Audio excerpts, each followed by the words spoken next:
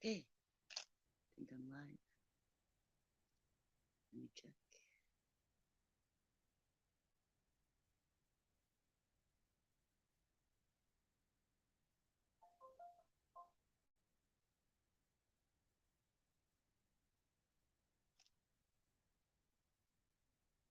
Hello, whoever that is. I think it's Smiler.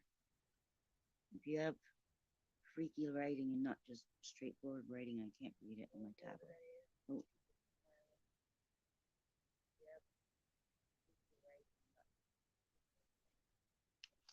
Okay, the video's not moving, but the sound's coming through.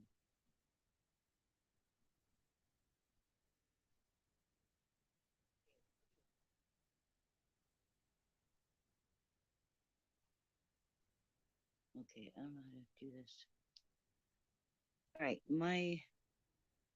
I'm working by the seat of my pants because I don't have my computer anymore. So,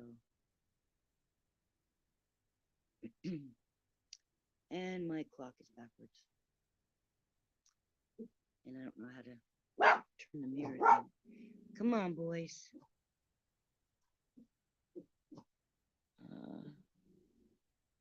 Settings, camera. I wanted to be able to stop to share a video, but it won't let me on this desk old camera.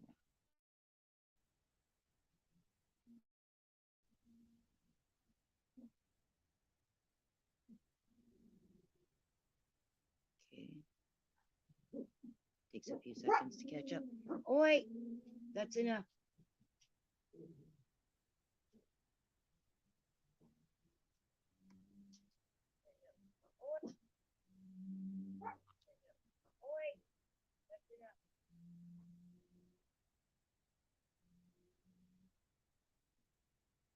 Put near my camera.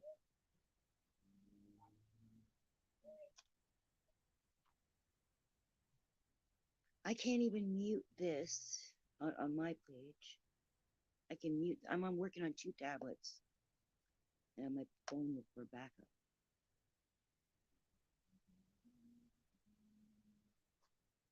It doesn't look like it mirrored my camera.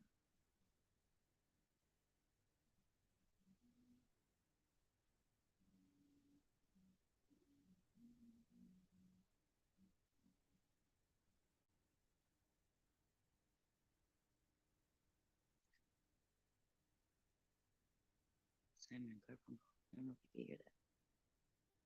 Near my camera. I just turned it off.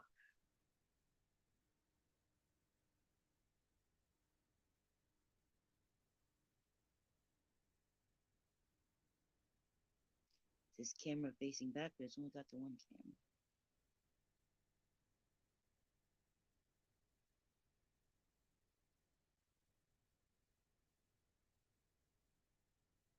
Okay, I'll try it again. Mirror my camera. Heads up, if you have an overlay that covers the screen, you might cover yourself. Well, doesn't matter, the clock doesn't work anyway, so it doesn't matter. Right. I am so disorganized when it comes to, not unorganized, you bunch of fucking Americans. It's disorganized. I'm so disorganized when it comes to thoughts together. They're great as they come, and I've been needing to do one over and over and over again. Every day the news is different. Well, it's the same, but it's a different angle.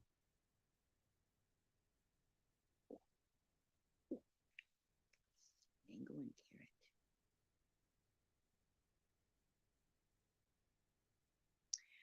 So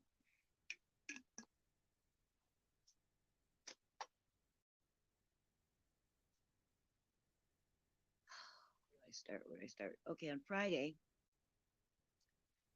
there was a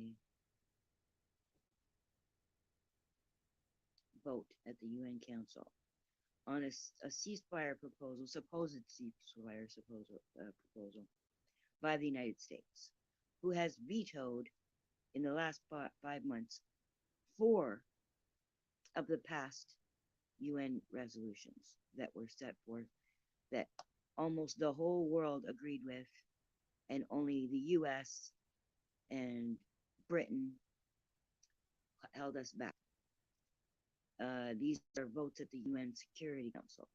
Now, Israel has a seat in the UN, but they are not on the Security Council. The Security Council is only 15 countries, 15 member countries, 5 permanent ones, and they're the ones who have the veto. And the US uses theirs all the time when it comes to vetoing anything against Israel. They just always book Israel. So they vetoed the last 4 ceasefire proposals. Now keep in mind 2 things. One, well, the other will come to later. Keep in mind that Israel doesn't follow any of these things, right? But what this is meant to do is to show the disapproval of the entire fucking world, the disapproval of Israel's tactics. So this helps because, you see, what happens is when I guess they disbanded the League of Nations in 1948, I guess, somewhere around there, they started the UN. And Israel was made a country by the UN. Israel and the US went to the UN, lied, and said nobody lives there, just a bunch of goats and chickens. And so the UN gave them the Palestinian land, which had Arabs and Jews in it. Actual Jews, real Jews, ethnic Jews, the Jews from the Bible, those Jews. Not the ones from Europe and all that, just the ones that lived there with us, with the Arabs. So that's who was living there. And then in 1948, the UN thought that it would be a good idea to just hand over the land of Palestine to the Europeans and American Jews. And said, here you go. How about this? You can make this one into Israel. So they kicked out the Palestinian Arabs and Jews and settled there.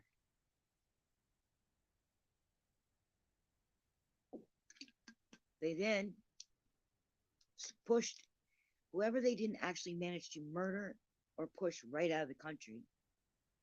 They murdered, I think the number 700,000, 700,000 Palestinians. I don't know if that's Jews and Arabs, but those Jews were only like 3% of the country. So I don't know how much that would make up of the murders, but they were mostly Palestinian Arabs. They murdered them and chased out millions of Arabs. And the ones that managed to hang on to some of the land were in the West Bank and Gaza. And some went to the Golan Heights, which was donated by Syria. But somehow it never gets counted in. So I don't know what politics has happened since 19 whatever, when the Golan Heights was established for Palestinians too. But so they managed to push out a whole bunch, and some managed to stay in the West Bank and Gaza. The Gaza Strip is a military term. It's a media term. It's a way to parcel it, but that's not. They're not. It's just called Gaza. So Gaza, the West Bank, and East Jerusalem, because they got pushed out of West Jerusalem. The indigenous Arabs that are from there, the Palestinians. So now, and now what they've been doing is now they're ethnically cleansing Gaza and the West Bank, mostly Gaza right now. The West Bank, they're still doing things, right? Apparently, they announced some land seizure in the West Bank again because they have settlers put in the West Bank around the Arab villages there, where the Israeli settlers shoot at Palestinians who are trying to tend to their farms, and they shoot at children on their way to school. They're an insane country. They're a country full of insane people.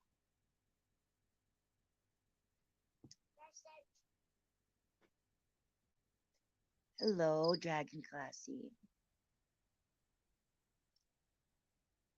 Oh, somebody left a message, but I can't get it. So anyway, so now there's murders and murders like almost every day. The Israeli settlers are murdering the Palestinians before October 7th. There's already been massacres in Jenin and Sabra and Shatila. They make massacres on a regular basis, like every 5 years or something. They go in what they call mowing the lawn. That's what they call it because we're dehumanized. So they just mow the lawn. They just run over Palestinians with tanks. They seize their land. They cut them off from their farms. They lock them in their houses. They bomb them. They shoot them. They kidnap them. They're always talking about the hostages that Hamas has. 120, I think, is left. They returned. I don't know. There used to be 200 and something, so they must have returned like 100 of them already, and so they have 120 left. And uh, but Israel goes into the West Bank regularly. They have just since October 7th, they have stolen thousands of human beings and bombed them in jail. They call them what, criminals or whatever, they because they're the authority, so they can call them something else. It's like when the Americans were taking prisoners of war and calling them detainees. So they changed the name of them to detainees, and now all of a sudden they don't have to abide by the prisoner of war uh, statutes in the international law. So same thing with Israelis. They go and kidnap Palestinians and take them to Israeli jails. Don't give them trials. A lot of them don't get trials. Some of them die in prison. Uh, they're killed. They're raped. All kinds of things. So, but nobody ever talks about that. Even the people in the UN don't talk about it. They only talk about the Israeli hostages because somehow those 120 people are more important than the thousands of Palestinian hostages because that's what they are. They're hostages. That's why you see when they return one a long time ago. I don't know who it was, Sir Sharon or one of them that was Prime Minister of Israel before, said that one Israeli is worth 10 Palestinians. So you know what? That's they take 100 for everyone. 200. My gosh, like they have thousands of Palestinian prisoners that they've taken just since October 7th from the West Bank, where there is no Hamas. They just kidnap them and take them to the jails. They've kidnapped children and interrogated children, get them to say names of their family and stuff, just so they can get away from the Israeli soldiers, just so they can get away from the Israeli prisons. It's unbelievable. They're a psycho state, terrorist state, Israel. Anyway, so on Friday, the U.S. put out this weak bullshit proposal. They didn't say anything about calling for a ceasefire. And remember, there have been many resolutions. Oh, I remember. The UN started out They gave Israel, they gave the Zionist European and American Jews the Holy Land, and that was it. And so, and there the Israelis signed to an agreement that calls for against genocide, right? Because of what happened in World War II with Hitler. So they signed an agreement. They're in on the international law. They're in on the deal. They're a member state of the UN, and they are a party to this agreement that they signed. So that means they follow that international law when it suits them. And ever since then, every resolution that's been brought against Israel, they've not followed it. And the UN has never sent any troops to make it happen. So decades and decades of injustice after injustice after injustice, not to mention all the lies they've been telling for decades on the news to keep people dumbed down in Canada and the United States. So people who think they know what's going on based on the ABC, CBS, CBC, BBC, they've all been lied to. The story's been twisted. Every single story has been twisted in the Western media by the Zionists who own all the fucking media. 6 companies that own everything, and they're Zionists that own them. So they lie all the time. People walk around trying to talk about what they think about Israel and Palestine. They think they know what they're talking about, and 99% of them don't. They have no fucking idea what they're saying. They're basing it on the lies they get in the media. So now, fast forward. Hi, Joe. Now, on Friday, the U.S. put forth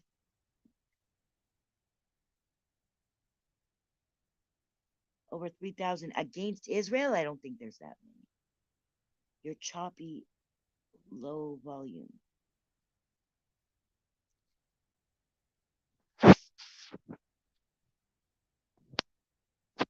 Uh,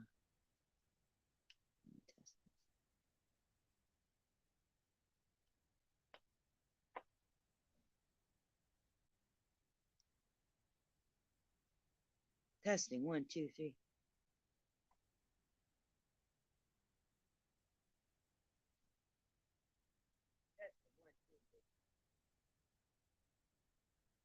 Sounds okay.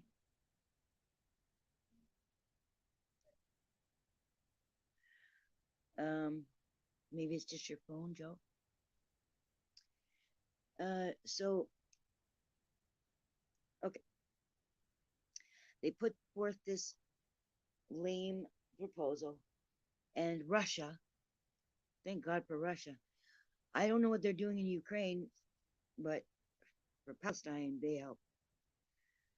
Um, so the Russia's been calling the U.S. out on their bullshit. I mean, we're talking UN people, not like the countries, the UN people calling each other out.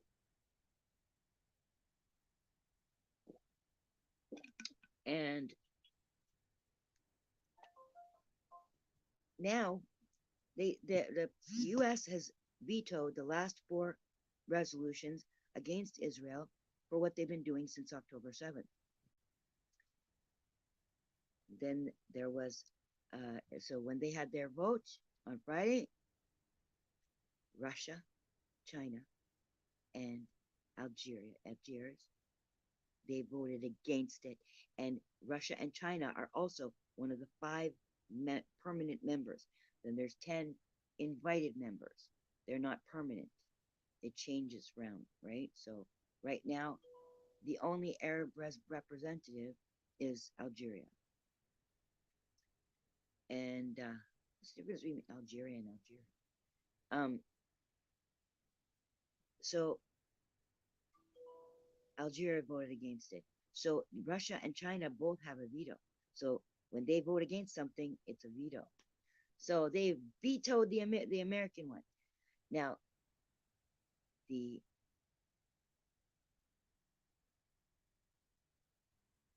it looks choppy.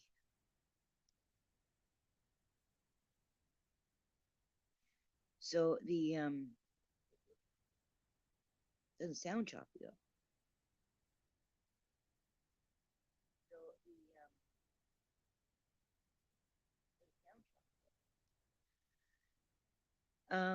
So the so the American one, she's a battle axe. She said, "Oh, the U.S.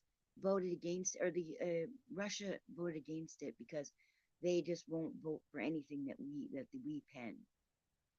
And the resolution had no weight. It didn't call for a ceasefire. All it wanted, Israel is such a fuck. They're just babies. They're just great big babies. If you don't, it's like here on the YouTube streets with the bullying, right? Disavow, disavow. If you don't condemn Hamas for what they did, they don't want to listen. They're not listening.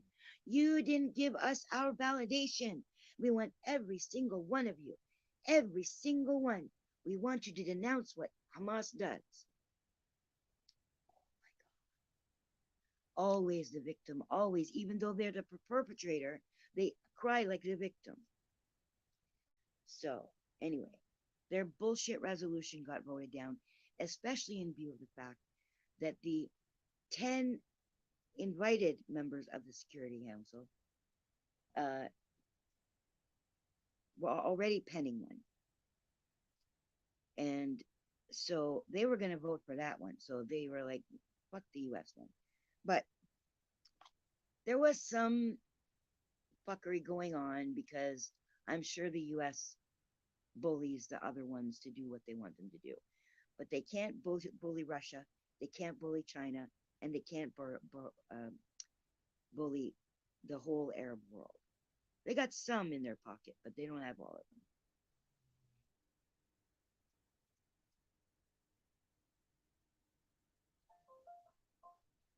Michael Castrian. Hello.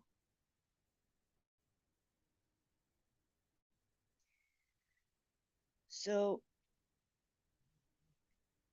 anyway, they voted down their bullshit thing. And then today, the E10, they call themselves, put forth theirs. And there has been, according to what I heard this morning, there was some bullshit going on the weekend, trying to do some last minute touches to get it because they want to make it so that it's unanimous. Everybody's, voting for it. And so the Americans, they want the fact that they're working on a deal with Qatar and who was else was Saudi Arabia or somebody. They're working together to do some peace deal or whatever. It's bullshit. They're not. Um, I mean, they are, but it's not getting anywhere. So they're not really. They obviously you can tell that the U.S.'s heart is not in it because they don't do anything to stop Israel, and they could do it like that. Like that, they could stop them, but they don't. So obviously, they're not actually working on a peace deal, but they want the kudos for it. Oh, we're working on a peace deal. So they wanted that in the resolution. Uh, the wording is so important, and what was called for was a permanent ceasefire and an unconditional one, which means you work out the hostages in a different thing. The idea is ceasefire, nobody shooting from either side. Now, there's not much shooting going on into Israel now, right? It's all just whatever they can do to stave off the IDF, but I'm sure they're running out of ammo at Hamas. So or fighters, I don't know. I don't know how many of them have actually been killed because of the 32,000 that have been murdered, not to mention the hundred and something thousand who've been maimed forever, blinded, no limbs, like missing limbs. Uh, there's going to be some retardation now from whoever survives the famine. So there's all kinds of lasting damage, way more than 32,000. But the 32,000 that have been killed so far, 92% of them are civilians. So it's only 8% they're saying is Hamas. So they're all they're doing is killing civilians. So now over the weekend, I don't know how many were killed because I can't pay attention to that anymore. It just makes me angry all the time. It just makes me angry. So I have to make my energy positive because that's the only thing I can do for them is to contribute positive energy. So uh so they made an agreement today, and guess what? That right at the beginning of the meeting, like they were meeting like for the last like 48 hours, like almost nonstop, uh, working on the wording. And so when Russia left the table, I guess last night, the word permanent ceasefire was in there. And when they returned to the table today, they found out the wording had been changed to lasting ceasefire, which gives Israel the out to just go, okay, over, we're back fighting again. So Russia tried to amend it back. They had the vote. Had okay, there's 15 countries. I think Russia, China, and Algeria voted for the amendment to change it back to permanent. Then there were 11 votes abstaining, and the U.S. voted against it. So, uh, is that 14 or 15? Anyway, so Russia didn't get it. There wasn't enough votes to go through. And then I think the reason why is because they didn't want the U.S. to vote to veto again. It's so important that this get through. It's not doesn't control what Israel does, but it makes the rest of the world's stance on it clear.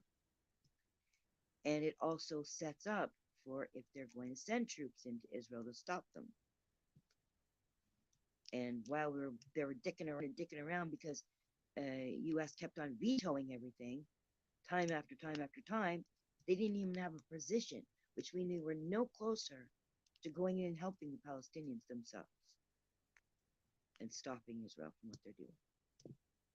So now they have this put on there. So their policy or whatever procedure is following through because the U.S. didn't veto. They just abstained.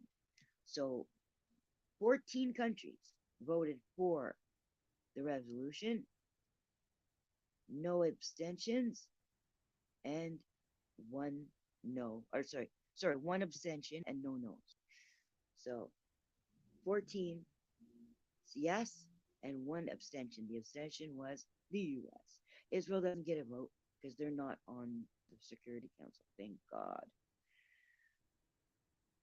I don't know how that would work. If they'd have to recuse themselves from the vote, I don't know. Conflict of interest, I would think. Because Palestine doesn't get a vote because they don't even have a seat. They're just called a permanent observer or something like that. It's coming. Most of the world is calling for Palestine to have a seat, but I guess first they need a country. So now they passed this resolution. Now the way I found this news out was I was out this morning and I saw something from Novara Media, which is a British one. Oh, I love them so much. And they were saying that this vote had taken place. I was like, oh, shit, I missed it. So I was waiting for it Friday afternoon, but it didn't come. So then I went and I downloaded the UN. It was on the UN channel, and I've got it, and I'll show little bits of it. I'm gonna have to. I can't share a screen. I guess my tablets are too old, and my Chrome version is too old, so it won't even. It's got no share screen option. So I have to go like this in front of the camera to show you. So this now is a show called Breaking Points. And this guy, I've spent so long being so frustrated listening to the lies and the twistings on the news about what goes on there. And like a lot of shit would go on there. They'd be stopping the Palestinians from getting any food from their farms or aid or medical care. They'd lock them up in their homes, bars on their doors, so they're basically jailed in their houses for weeks on end.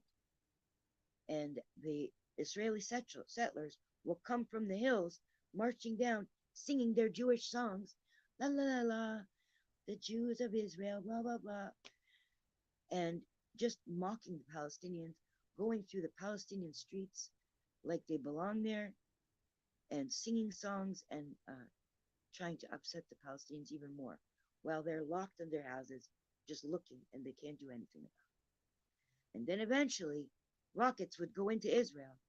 Boom! From the news. You don't hear about anything that the Israelis do to the Palestinians for weeks and months before anything happens that from Palestine towards Israel. But then when Israel, when Palestine goes and when Hamas, now it's been Hamas since 1989 or something like that, when Hamas fires rockets into Israel, now it goes on a 6 o'clock news. Oh, the Palestinians lobbed a rocket into a cafe and killed one person or injured 3 people or whatever, right? But they don't say anything about what led up to that. It's been so frustrating. But these guys now, Novara Media, Breaking Points, and actually Secular Talk. Secular Talk, I love this guy. He says what I'm thinking. He says what I'm feeling. He brings out the illogic. He brings out the lies and the common sense. I just love the way he can put things together because I'm just so higgledy piggledy. I've got 100 things I want to say, and I want to order them in the right. And I'm not really good at that. I'm good at writing. I'm not good at talking it out. And if I write it down and then read it, then it doesn't come out as passionate. So, but this guy, he's great at it. So I'm going to show you his, and I'll make commentary so I don't get struck. I told him on a comment that I was going to use this video. Hopefully he's, what's the word? Flattered, complimented. Okay, here's this guy. He is married to one of the anchors, the news people on Breaking Points. I just found that out a few days back when she was riding in his car. Like, oh, cool, you guys know each other. And somebody else said they're married. And I was like, cool. So they're 2 really great YouTube channels, and I'll try to remember to put the links in there. So it's Secular Talk and Breaking Points, and then Novara Media was the first one I found, and they're fantastic. And there's some other ones, Breakthrough News, Open-Minded Thinkers, or something, Open-Minded something or other. They all give, proper ethical news. So here's this guy, I don't know his name, from Secular Talk. Now, what I didn't realize was I was behind on the news he was giving, and he was behind because this was a premiere. He had to add something to the end of it because this came out after today's vote. So I thought this was about today's vote, and he was just backtracking to Friday. But no, I guess he prepared this on the weekend, premiered it today, but he tacked something on at the end to mention today's vote. So in the beginning here, he's not even talking about that. He's talking about Friday's vote. Actually, right now he's going to open with Kamala Harris, which is the Vice President of the United States. Okay, so Israel announcing a new illegal West Bank land grab. We have Kamala's somewhat shocking comments about potentially punishing Israel if they go ahead with the invasion of Rafah. Look, I'll believe it when I see it, but I'm going to show you what she said. Certainly more than I would have expected her to say. Then we'll get to the IDF TikToking more of their war crimes casually. And then later on in the show, we have a huge terror attack in Russia that we're going to break down for you. AOC admits that Israel is committing a genocide. This is something that when she was confronted about it, I don't know what AOC is. If that's a, I'm going to speed this up. I don't know if AOC is an organization or the initials of somebody's name. Let's put this on 1.5. And later on in the show, we have a huge terror attack in Russia that we're going to break down for you. AOC admits that Israel is committing a genocide. This is something that when she was confronted about it not that long ago, she didn't use that word. Now she's using that word in speeches on the House floor and also CNJ face. Then we'll get to Trump may get bailed out by a billionaire. You guys know that he owes $464 million for the fraud fine in New York. Looks like he may get a lifeline, although that's a little up in the air. The specifics of that are a little up in the air. Then we'll get to more Republican Civil War stuff. They're trying to oust Mike Johnson, who just became Speaker like 7 seconds ago. Marjorie Taylor Greene is leading that charge. And Destiny versus Jordan Peterson. That was incredibly unhinged. Wait until you see some of the stuff. Oh, you must have forgot to do that because I don't think he mentioned that. Destiny, this person Destiny. I first heard his name on, oh Jesus.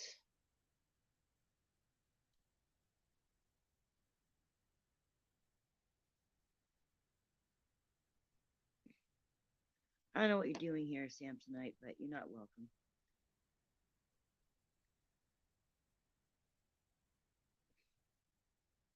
Oh crap.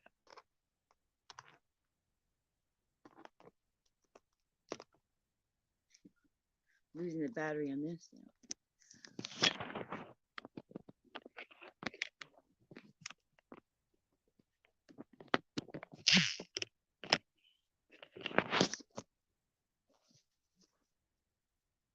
All Samsonite would do is would just he's like the Israel. He just cries and says, "Why do you say I'm ASMR?"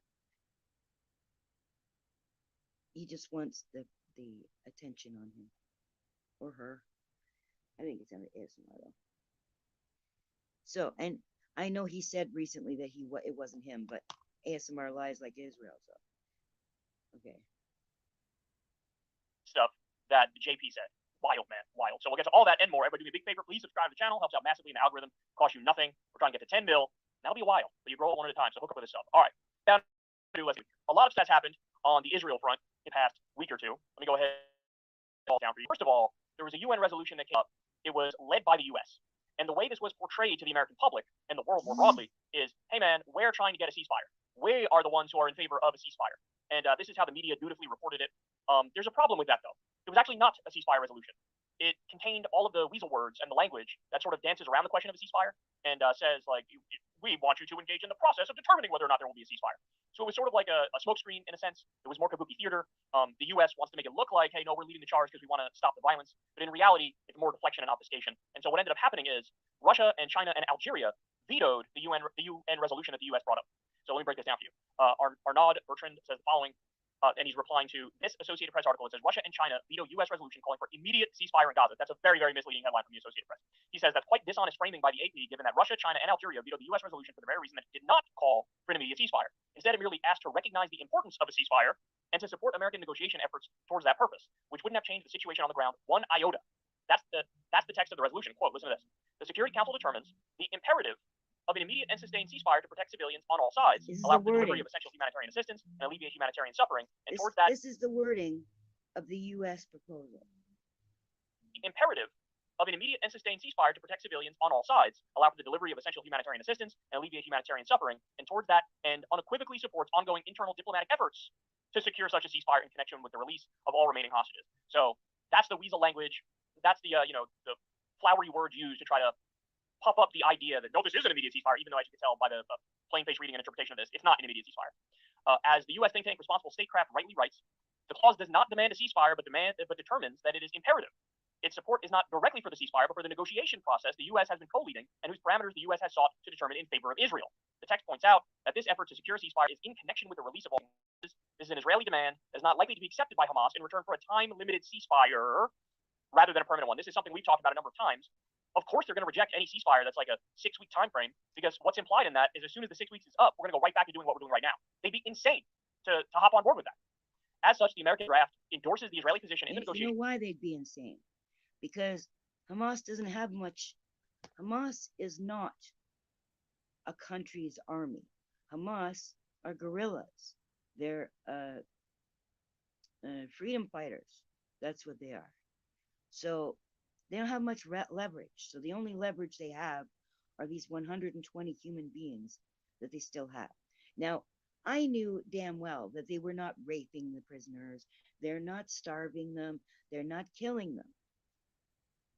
First of all, they're very devout Muslims. So to treat the hostages badly would be against their very religion. They would not do something like that. And they also know that it doesn't look good in front of the rest of the world if they go around kicking the hostages. They're going to treat them like they would treat Palestinians. So that like they would treat themselves, I mean, right? They're probably going to talk to them badly, especially since a lot of them are fucking soldiers. But all those things that Israel said that Hamas did, that like cutting off babies' heads and raping and all that, that's what they do. That's not what the Hamas does. That's what Israel does. I don't know about cutting off heads, but I mean, they may as well. They run over people with tanks and stuff like that. So what's the difference? But they're the ones raping. IDF are the ones raping, not Hamas. So now I can't say that out of all the fighters that there isn't going to be a crazy one there that uses dick as a weapon.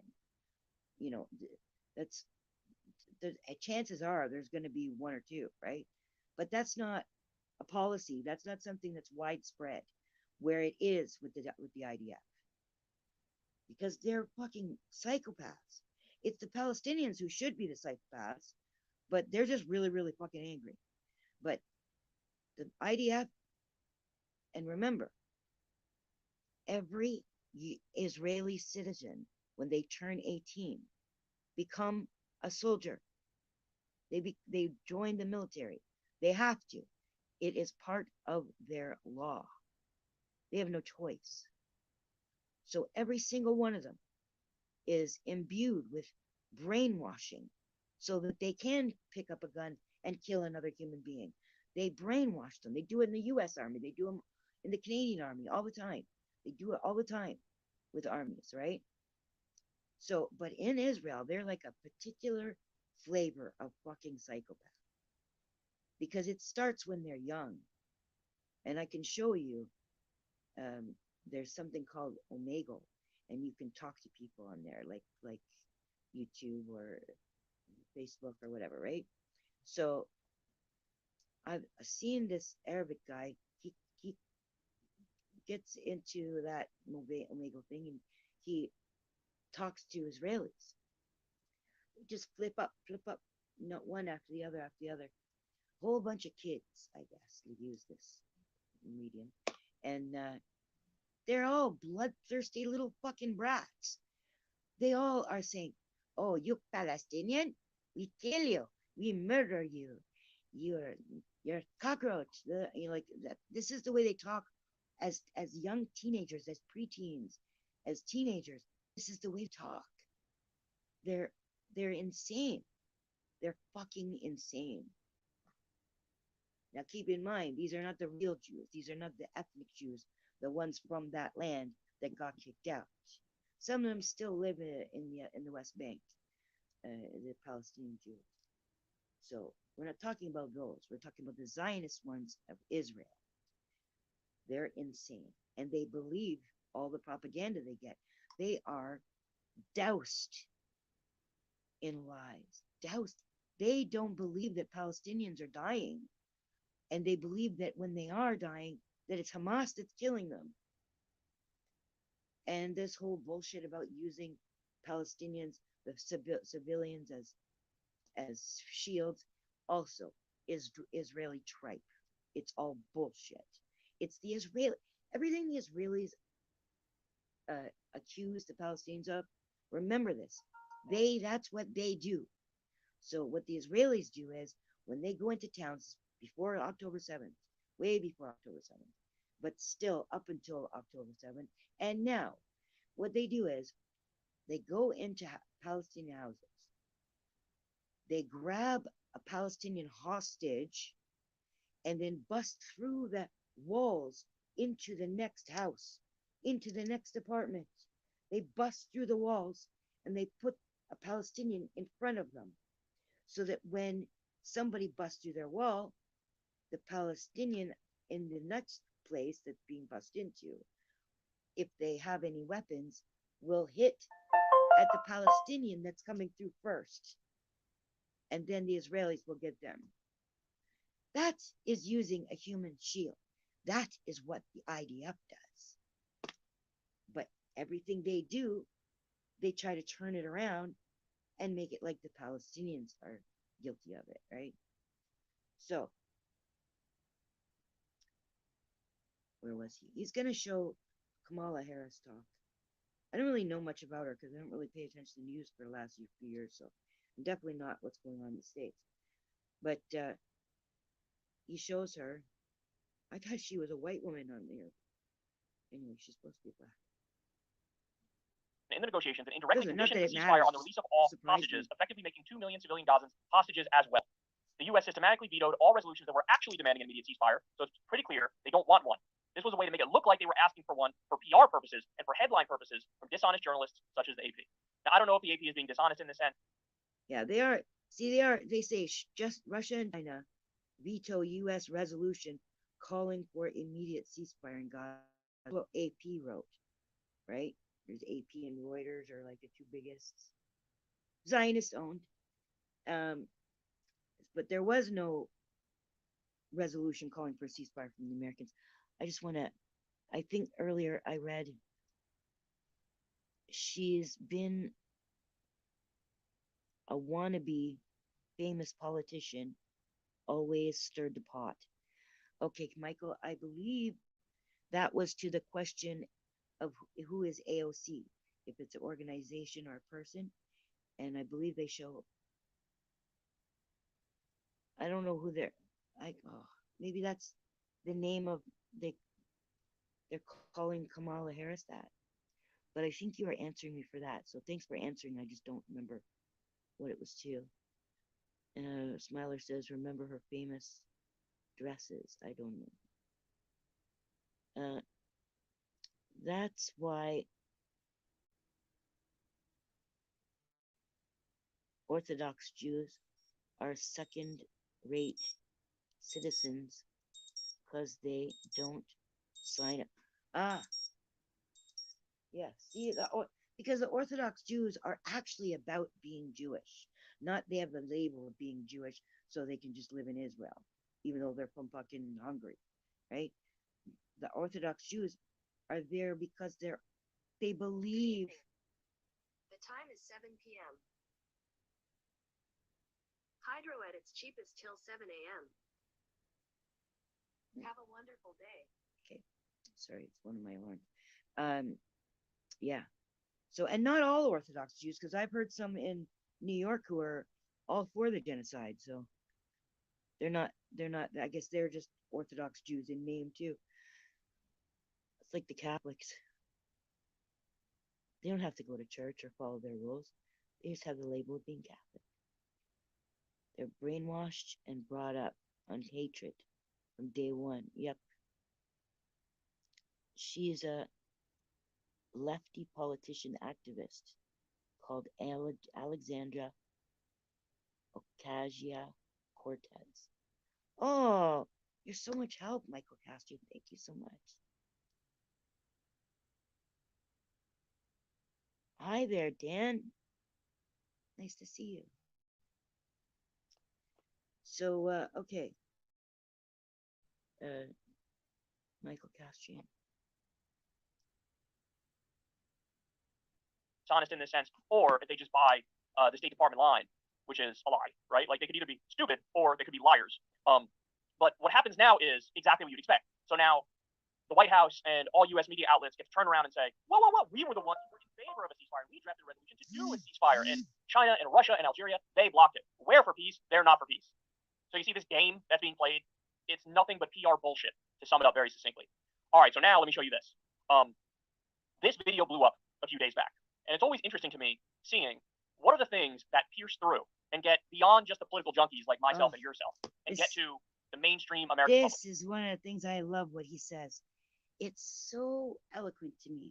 It gets to what I would like to say these things, but I just never get this point across. But he gets the point across amazingly. What are the things that pierce through and get beyond just the political junkies like myself and yourself and get to the mainstream American public, get to normie Americans?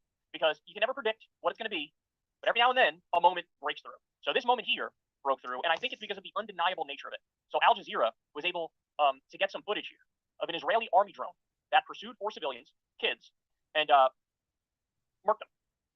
As you're going to see, they're not even the tiniest. See, he's right. So much is that out there, but people just don't see it. Let me just make this resolution the best. And zoom in.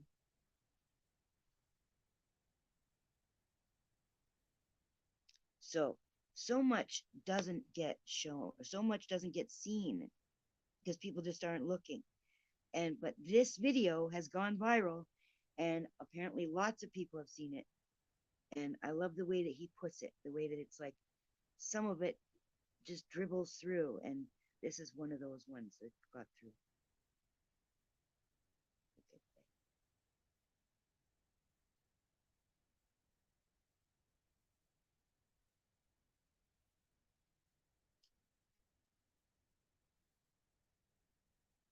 Oh. The quality of my shit right now is just like double shit. Before I just had that Chromebook speak and spell. That was advanced compared to what I have right now. Let's retry the page.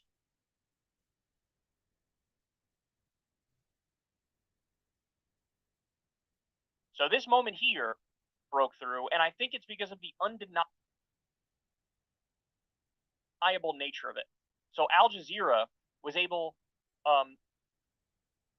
to get some footage here of an Israeli army drone that pursued 4 civilians, kids, and murked them. As you're going to see, they're not even the tiniest hint of a threat.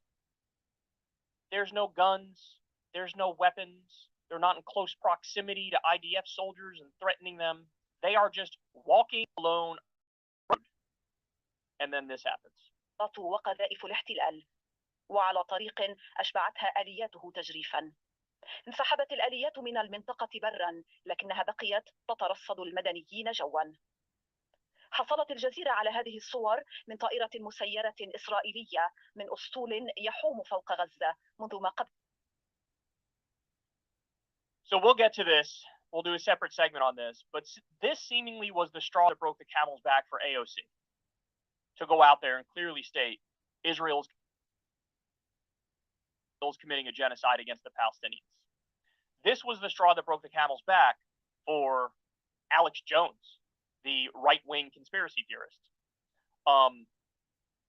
This was one of those things that was so undeniable that it really woke up a lot of regular Americans to the brutal reality of what we're currently witnessing. Now, look, I have to say, I don't know why this was the one. right? We already have over 40,000 Palestinians who've been killed. 40,000. Okay, he Over makes this 15,000. mistake. Now, there's probably way more than 32,000 that are killed because there's so many that haven't been counted. They're under the rubble and probably dead now. Or if not, then they're starving to death right now. So the numbers are going to be way bigger later on. You know, the Israelis, they lie about numbers and they have to bring them back down again. And I never believed it. I didn't believe any of their numbers. So they said 12. They said 1,400. Then they had counted 200 Palestinians that they killed. So they took that off their numbers and they put it back to 1,200. But you know that many of those were killed by IDF, not by Hamas. That they won't admit to, but they did. Okay, so 15,000 children. he says 40,000. 92% of the 40,000 are innocent civilians.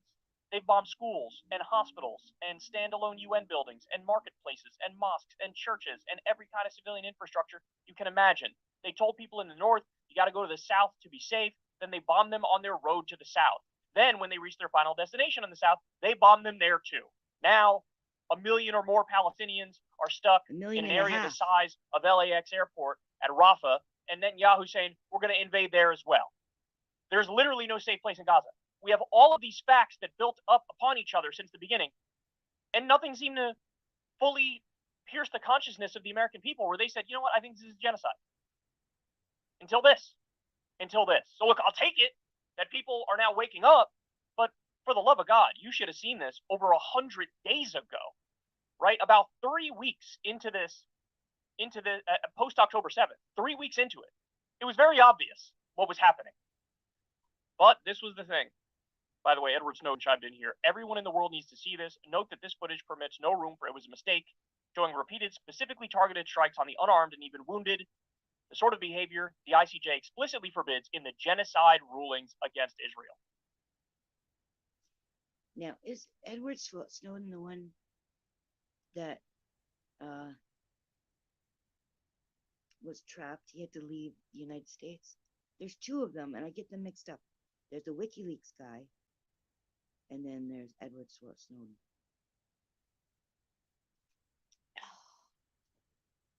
So yeah, this is his post. Edward Snowden that he's going over. And see, this is the same thing as the October 7th. It took till October 7th for people to realize what was going on when this shit's been going on the whole time. Not the bombings are like maybe every 4 or 5 years, but the everyday life of the injustices that the IDF and Israel and the settlers bring upon the Palestinians. And yet the Palestinians just keep on trying to live, trying to build bakeries and schools and, churches and mosques. And, they just keep on trying to build and build, no matter how many times they get punched and punched and punched. They're not, most of the Palestinians are not sitting in their homes trying to figure out how to destroy Israel. They're just trying to survive. They're trying to grow families. They're trying to grow businesses. They're trying to grow farms. Meanwhile, the Israeli Knesset is sitting there trying to figure out how to steal land and how to ethnically cleanse, and how they brainwash their little kids to hate Palestinians, and then come on the news and tell you that the madrasas, the Arabic schools, that the Palestinian schools are teaching how to hate Israelis. No, they might be telling the truth about what Israel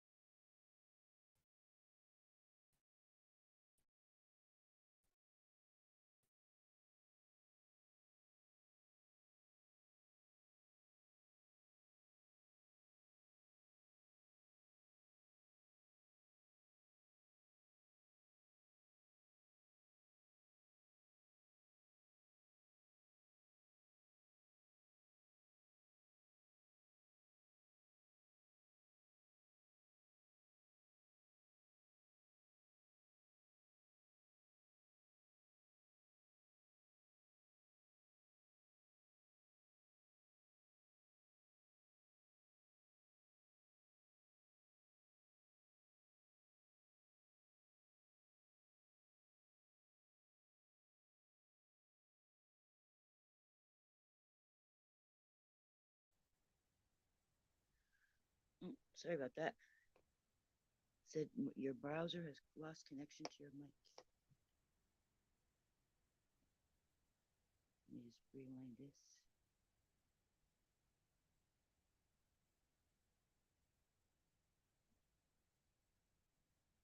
In the genocide rulings against Israel. There you have it. All right, so Kamala Harris comes out. She does an interview with ABC News, and she says the following about if Netanyahu invades Rafah, what's supposed to be the last remaining safe place for the over 1 million civilians that are there in Gaza. Let's listen. We have been clear in multiple conversations and in every way that any major military operation in Rafah would be a huge mistake. Let me tell you something. I have studied the maps. There's nowhere for those folks to go. And we're looking at about 1.5 million people in Rafah who are there because they were told to go there, most of them. And so we've been very clear that it would be a mistake to move into Rafah with any type of military operation. A mistake, but would there be consequences if he does move forward? Well, we're going to take it one step at a time, but we've been very clear in terms of our perspective on whether or not that should happen. Are you ruling out that there would be consequences from the United States? I am ruling out nothing.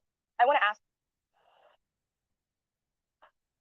So look, I'm a bit skeptical and I'm a bit cynical and jaded at this point. So my reaction to this is, okay, Kamala, I'll believe it when I see it, right? I'll believe it when I see it. But having said that, it's definitely a video worth watching to understand what the new line is coming out of the administration. So they've yet to draw any red lines at all in any way, shape, or form. So, like I said, I'm very, very skeptical, but this certainly is harsher language than they've used previously. Okay, look at this. Israel announces largest West Bank land seizure since 1993 during Blinken visit. So yet again, this is another example of the Israeli government putting up a middle finger to the U.S. government. And in fact, it's going beyond that. It's spitting in the eye of Joe Biden and the White House. That's what this is. It's, oh, you think you wear the pants? You think you're in charge? You think we are your colonial It's spitting in the eye of Palestinians, first of all. And then it's spitting in the eye of the U.S. and the whole world. Post. How about we do what we want and you keep arming us and funding us? That's what this is. And like in the movie Tombstone, I would say to Biden, what are you going to sit there and believe? Because the answer so far has been yes. But now they're going above and beyond. By the way, again, let's be clear. Announcing an illegal West Bank land grab, you do understand, Hamas controls Gaza. Hamas does not control the West Bank. The West Bank is controlled by the Palestinian Authority and Mahmoud Abbas. And they're viewed as basically collaborators with the Israeli government. So what this does is it demonstrates for you, it doesn't matter what Palestinians do. The reaction from the Israeli government is always the same. If it's Hamas, oh my God, you're violent terrorist extremists, we can never work with you. If you're the Palestinian Authority and Mahmoud Abbas, they listen to the IDF all the time, but then boom, their land still gets stolen. And there's still violence enacted against Palestinians there. So damned if you do, damned if you don't if you're Palestinian. That should be crystal clear. Yeah. Because most of the people that they've stolen since October 7th have been from the West Bank, who have nothing to do with anything except that they're Palestinian. That's it. Should be crystal clear to everybody. All right, now, look at this. Israeli forces raped and then killed women at Al-Shifa Medical Complex at Palestinian woman Jamila Al-Hisi, who was besieged at the hospital, to Al Jazeera. According to Amila, occupation forces raped women and then killed them. Occupation forces burned and killed entire families. We haven't found food or water for 6 days. We appeal to the Red Cross to provide water for the children and the sick. The occupation forced 65 families to leave the area around the complex. Occupation forces burned the building we were barricaded in. We don't even have water to break our fast, and we don't know where to go. This verifies something that the UN came out with a couple of weeks ago about how there has been many rapes of Palestinian women at the hands of the IDF. Now, this is one of those I told you so moments. But to be fair, it's not just me. It's a number of people who were looking at what was happening on the ground. Haaretz says the following. A Palestinian poll shows a sharp rise in support for Hamas's October 7th attacks among Gazans to 71%, up from 57% 3 months ago. Gee, I wonder why the support for Hamas shot up massively. Really tough one to figure out. Can't quite piece it together. Could it be that when Israel is trying to do a wholesale ethnic cleansing and genocide of the Palestinians, and they've killed 40,000 Palestinians, including 15,000 children, and they've destroyed virtually all of North Gaza? Could it be that violence and brutality begets more violence and brutality? And of course, if you're a Palestinian, you're going to want your own badass hardliners who say, I'm going to stand up and fight for you. I'm not going to let them just roll over us. Could it be that that's the case? So as I pointed out 1,000 times over, the idea that Israel says, oh my God, we're going to wipe out Hamas. We're going to destroy Hamas. There's going to be no more Hamas after this. how you plan on doing that when probably in the time span of this war, you quadrupled the number of Hamas members. Do you know how many more people, how many more orphaned kids are now going to step up and say, I got nothing to live for. All I want is revenge and retribution. That's what's going to happen. So to the extent their actual goal is to eliminate Hamas, which it's not, but to the extent it is that, well, they objectively failed miserably because you're at least going to quadruple the recruitment for Hamas. And if they were to theoretically destroy Hamas, there'd be Hamas 2.0 in about 7.5 seconds. Who are we kidding here?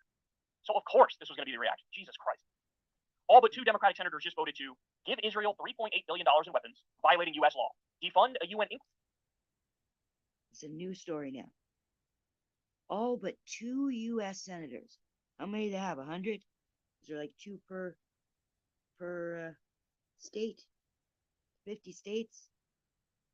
And only 2 of them voted against this proposal to give Israel $3.8 billion worth of weapons paid for by American tax dollars.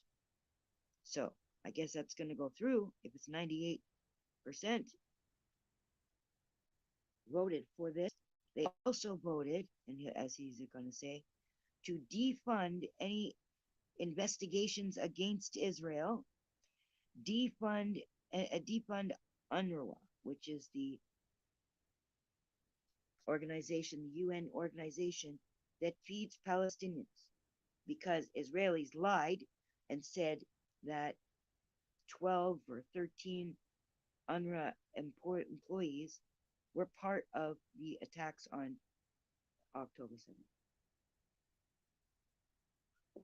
Unbelievable, their lies.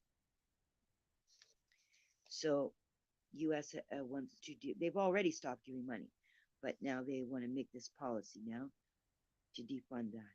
So Jesus Christ. All but 2 Democratic senators just voted to give Israel $3.8 billion in weapons, violating U.S. law, defund a UN inquiry into Israel's violations of international law, defund UNRWA, worsening famine in Gaza, sanction the UN Human Rights Council if it highlights Israeli abuse. I know you're probably wondering, for the 2 Democrats who voted against these things, it's sanction. Oh my gosh, sanction the what is it? The human rights, the UN Human Rights Committee or something. If they mention sanctioning Israel or saying something bad about Israel, they are such protectors of such evil. Sanction the UN Human Rights Council if it highlights Israeli abuse. I know you're probably wondering, for the 2 Democrats who voted against these things, it's only Bernie Sanders and, get this, Michael Bennet, because to him, this bill didn't have enough support for Ukraine in it. So yeah, he voted against it with a little asterisk there, right? Like, it's not like he did it for the correct reasons. Bernie's the only one who said, this is crazy, we can't do this. God damn. And he's a so you're Jew. Probably thinking, just like everybody else, man, he's an American Jew. What would Israel have to do to get the money and weapons cut off? Literally, what would they have to do? And I gotta be honest with you, I don't know if there's anything they could do that would lead the U.S. actually cut off the weapons. I mean, maybe if they nuked Gaza, maybe then it would be like, okay, we're going to reduce the money going to them or temporarily suspend it, but bring it back in about 6 months. I don't know. Now, this guy on Secular Talk, he doesn't go into conspiracy theories. So he doesn't say this, but I'm going to say this. It's not Biden controlling these decisions. He's not making these decisions. I need a cigarette. Yeah, he's not making these decisions. So I believe that it's the Zionist lobby that controls the whole world. Well, most of the world. Not all the world, but most of the world. So Biden can't say no. Kamala can't say what's going to happen.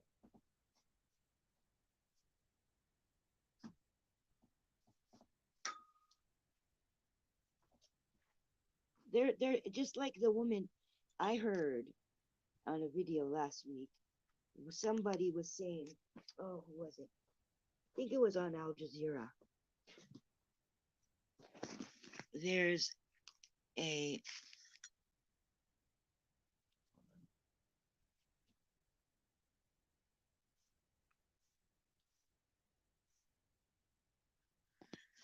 reporter on Al Jazeera that is for the UN, right? He's the reporter for the UN. And he said he hasn't had too many dealings with her, but the U.S. ambassador, who I call it a battle axe, the U.S. ambassador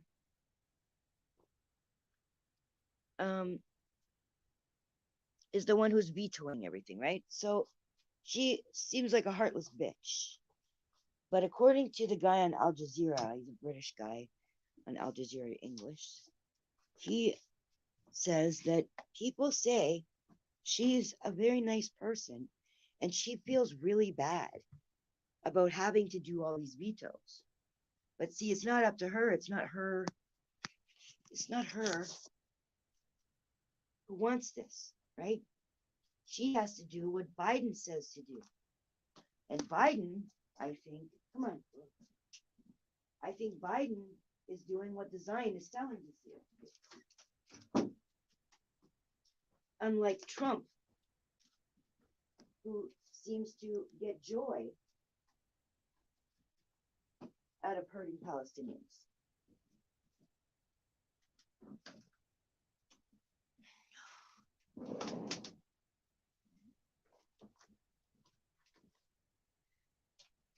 Oh, come on, Frodo. Biden's son-in-law, makes money off of building and selling illegal settlements in the West Bank to Jews.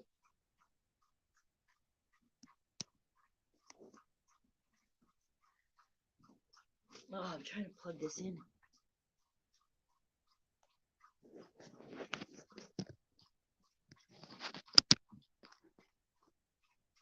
It's only at 9%.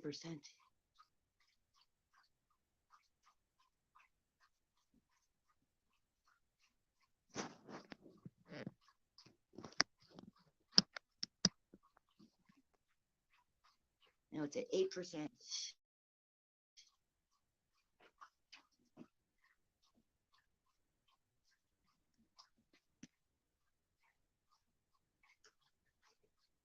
So sound of my dog drinking water.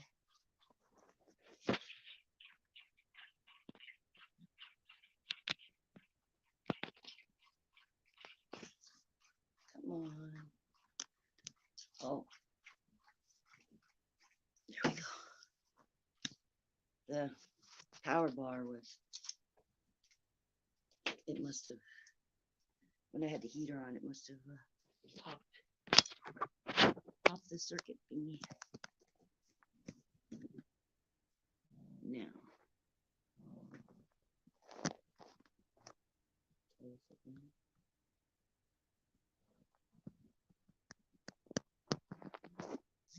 There we go. Plugged in at 7%. If I go down, I'll just get on my phone or something. Or on the other tablet. But then I can't play stuff on that one.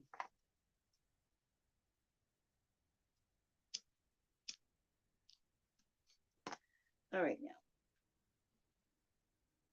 So.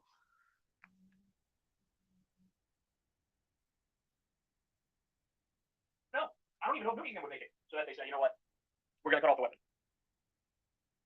But make no mistake about it, by the way, this makes us guilty as well of facilitating the genocide. There's no doubt, because we know what's going on there. There's no open question about it anymore. And also defunding UNRWA, which is the agency of the UN, which is giving the humanitarian aid to Palestinians at this moment. That is the US saying, we will also sign up for starvation and famine. We will also do collective punishment of over 2 million Palestinian civilians. That's what this is. More children were killed in Gaza during the first 4 months of the genocide than were killed in all armed conflicts in the world. Get that? Between 2019 and 2022. In all armed conflicts in 3 years between 2019 and 2022, there were less children killed than there were in the first 4 months of the Israeli offensive against the Palestinian people. By the way, did you always notice that it said on the news, Israel versus Hamas? I knew damn well on day one it should say Israel versus the Palestinian citizens. That's what it should say. Israel versus Palestinian citizens, not Israel versus Hamas. They're not going to get Hamas. They're getting everybody. Anybody who's Palestinian, anybody who helps the Palestinians, they are marked.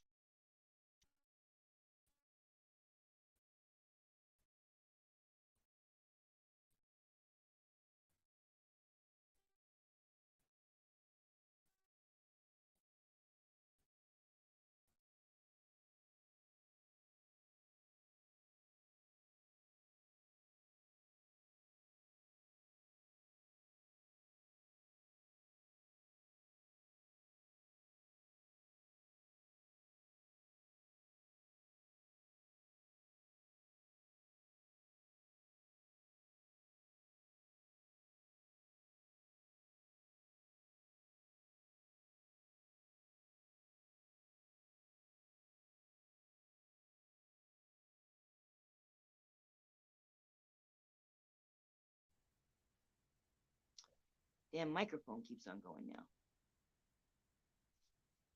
The first time for years that I watched the American address to the American president address to the, or what do you call it, State of the Union. That's it. First time I seen it since Natalie was a kid. I mean, I don't have to watch it. They're Americans, but still, I wanted to hear what he said about Gaza, and he did say something. And he said he proposes to make a pier that will feed the Gazans in I don't know what year, the year 2030 maybe, I don't know.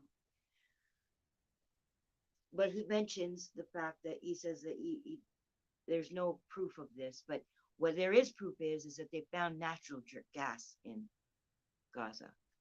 So the Israelis want to get that money for that natural gas. So that's one of the main reasons why they're stealing this land now. So now they want to put in a pier to feed the Palestinians. Why? There's already perfectly good borders that on the other side of the border, not Israel's side, but the other side, they're willing to have it open and let all that aid flow through. They don't need to build a fucking pier. So that pier is going to disguise their drilling for the natural gas, I guess. And it's also going to be a port for displacing Palestinians and taking them out of the country. That's what the damn pier is going to be for. And what he says here is, and I didn't know this till he said it, but he said that it was Netanyahu's idea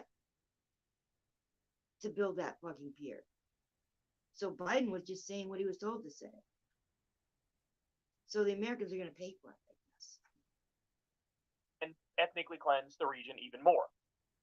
And the thing that we know about the pier, which just came out a week or two ago, is that it was actually Netanyahu's idea.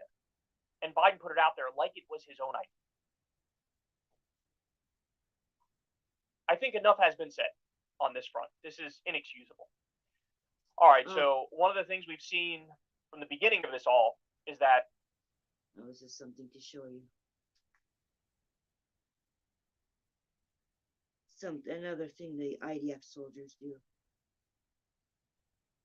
They're so proud of what they do. They're fucking psychopaths. They're so proud of what they do.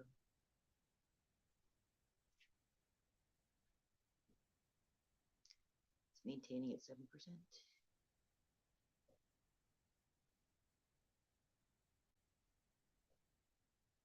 is that the IDF has not hesitated to TikTok or live stream or post their various war crimes. And they're proud of it. And they brag about it. So now we have this new example. It has to do with a pool in Gaza and the reaction of the IDF. If we don't get a pool, no one does, is what this guy says.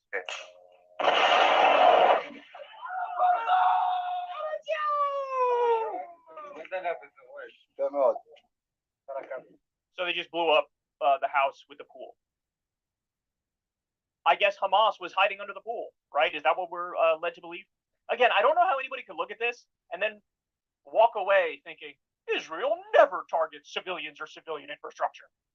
Well, how many fucking videos do you need to prove it to you that that's literally exactly what they're doing?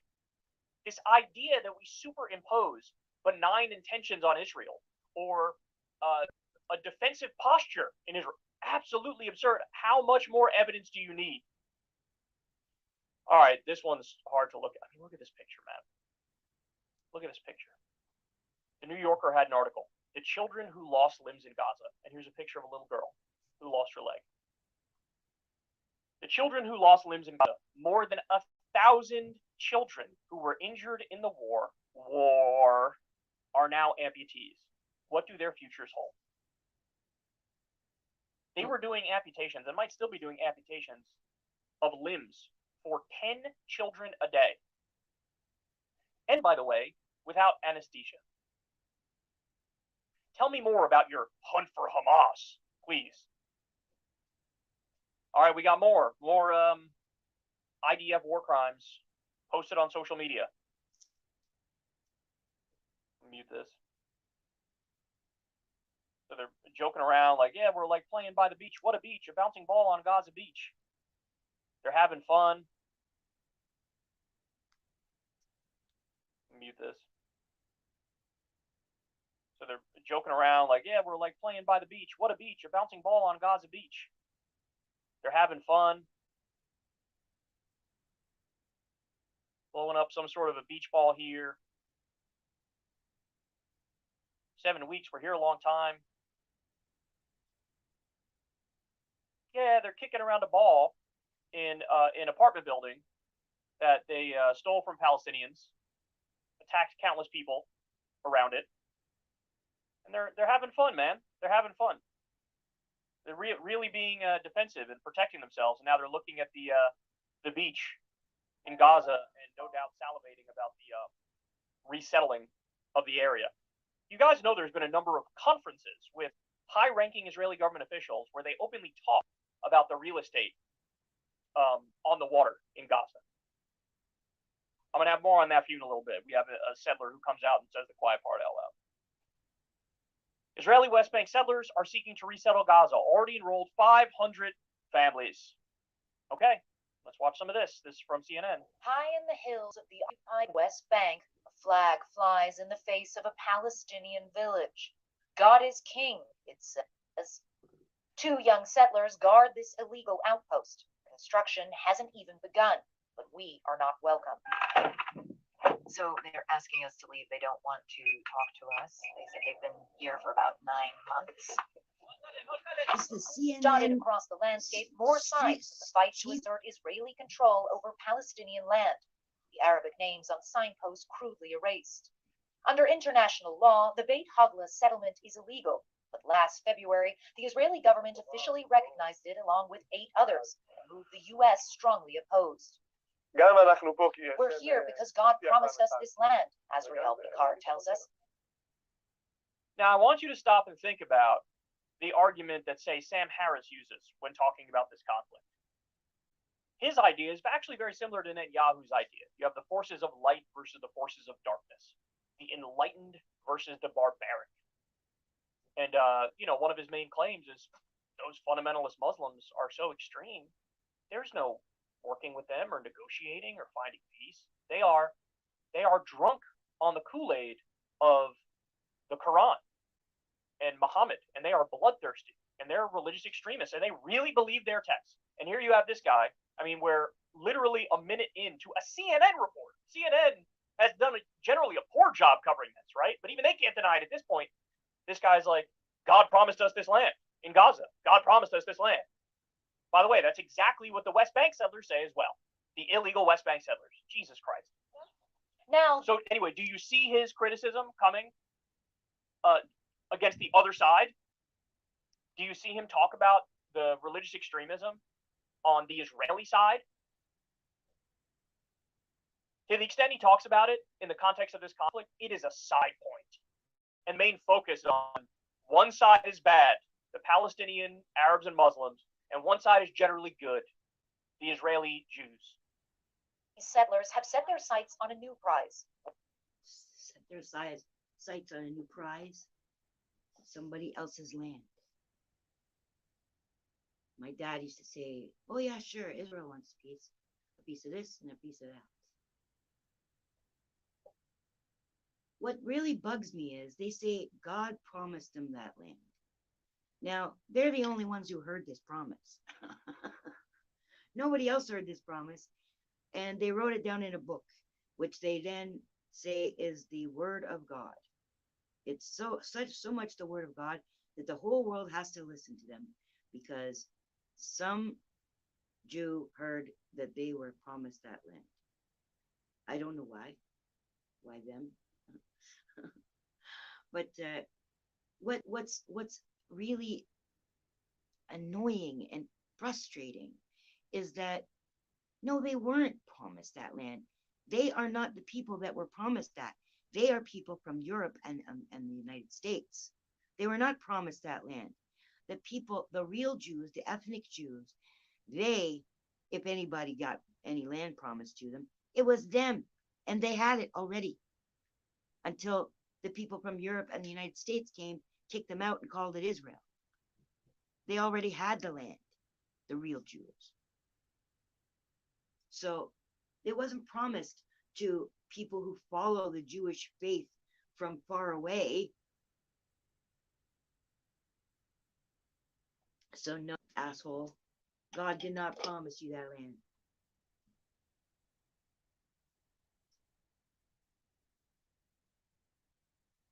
One that seemed utterly impossible before October 7th. Returning to Gaza, they cheer. That is the goal of Zionist settler organization Nachalah, one of more than a dozen groups now advocating for the reestablishment of Israeli settlements in Gaza. A recent promotional video even boasts that Gaza will become the next Riviera. Daniela Weiss is the godmother of the movement. She's already started recruiting from the 700,000-strong settler community of Israel. We're just arriving now at a settlement in the occupied West Bank, and we're heading to a talk that Daniela Weiss is giving to a group of people who are potentially interested in resettling Gaza. We are for the land of Israel and Ben Gvir, she says. About 20 people gather in the living room of a family home. Weiss knows that for many in this community, there is deep nostalgia for Gush Katif, a block of 21 Israeli settlements that were forcibly evacuated by the IDF in 2005 when Israel left the Gaza Strip. Full context on that, they didn't leave the Gaza Strip full stop. They removed the few settlements that were inside Gaza, and then they basically did a full perimeter border military checkpoint where they turned Gaza into effectively an open air prison. That was the move. I believe it was Ariel Sharon. That was his brilliant move to then separate the West Bank from Gaza and have this talking point of, bro, we're not even in Gaza anymore. I know what you're talking about, bro. I'm sure you've heard that 1,000. In 2005, we left Gaza. Where did they leave to? Where did they leave to? The perimeter, the border, where they were hyper-militarized, and they don't allow flow in and out of goods or They people. built a fence all the So way it is around. still an occupation. It's just a different kind of occupation from proper settlements within Gaza. So that's the full context of They that. control everything that goes This in is and the out. vision of Gaza, she says. You see all the nucleus groups. A map has already been drawn up. 6 groups laying claim to different parts of the enclave.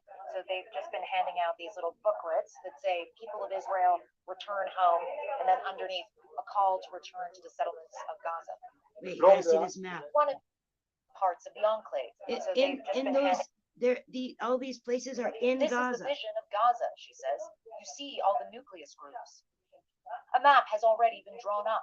6 groups laying claim to different parts of See the that? enclave. So they've just been handing out these little booklets that say, people of Israel, return home, and then underneath, a call to return to the settlements of Gaza. One of the organizers tells the group they have a representative flying to Florida to raise money. Nachalah gets support from a number of groups in the U.S., including AFSI, Americans for a Safe Israel, which co-sponsored a recent webinar on the... How ironic is that? Americans for a Safe Israel, and their idea to make Israel safe is to steal Gaza, ethnically cleanse it, and set up illegal settlements there. Yeah, that'll make it safe. That won't spark a colossal backlash, rightly so. Jesus Christ. Turn to Gush Katif, even as the Biden administration has cracked down on settlements in the West Bank. There is a very strong support from very prominent, from very, I would say, wealthy people, wealthy Jews In the support US. In the US. Can you name any names? No, I cannot. Gee, I wonder why. Could it be because they're violating international law? Gee, I wonder why they can't name names. Go ahead. By the way, go ahead and watch the rest of this video. Astonishing, just stunning stuff, man. It's all out in the open. It's all out in the open, and then people will still deny what's going on here. CNN reports that at least 19 people have been killed from Israeli fire on Gaza residents who were waiting for humanitarian aid. Oh, would you look at that? Another flower massacre. Almost like they're happening all the time here. Must be some dastardly Hamas plot that was foiled by the brilliant idea. This was from Axios. Scoop. Blinken warned Netanyahu and his war cabinet in a meeting on Friday that Israel's security and its place in the world are in peril over failed Gaza strategy, and, quote, you might not realize it until it's too late. So in other words, yet again... Now that is very strong diplomatic language. That is the strongest diplomatic language I have ever heard myself from the United States to Israel. Listen what he says again. Netanyahu and his war cabinet in a meeting on Friday that Israel's security... This is Blinken. Must be some dastardly Hamas plot that was foiled by the brilliant idea. This was from Axios. Scoop. Blinken warned Netanyahu and his war cabinet in a meeting on Friday that Israel's security and its place in the world are in peril over failed Gaza strategy, and, quote, you might not realize it until it's too late. So in other words, yet again, another finger wet. Sir, you're being a little too blatant with your war crimes. Reel your war crimes in 12.5% so you can let us save face and run cover for you. Again, that's what I think this is. I disagree with him a little bit here, because that really is for the U.S. That's for the U.S. to Israel. That's very strong language, saying that Netanyahu's gotten something wrong.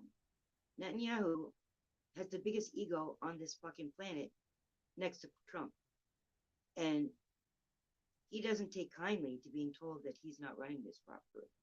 So Blinken saying this out loud in front of everybody, that's going to piss Netanyahu off. So this is very strong language from the U.S. to Israel. But I agree, it's also not nearly enough. But still, I disagree with this guy just on this point. What I think is.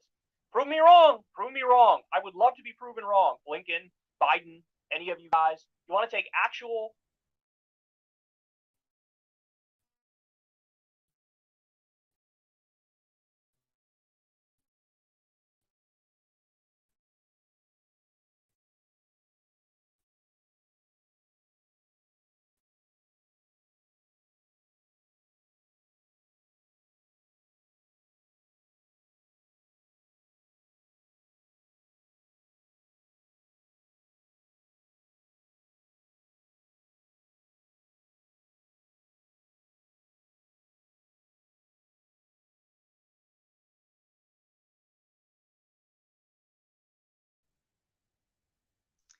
Damn it, the mic went back off again.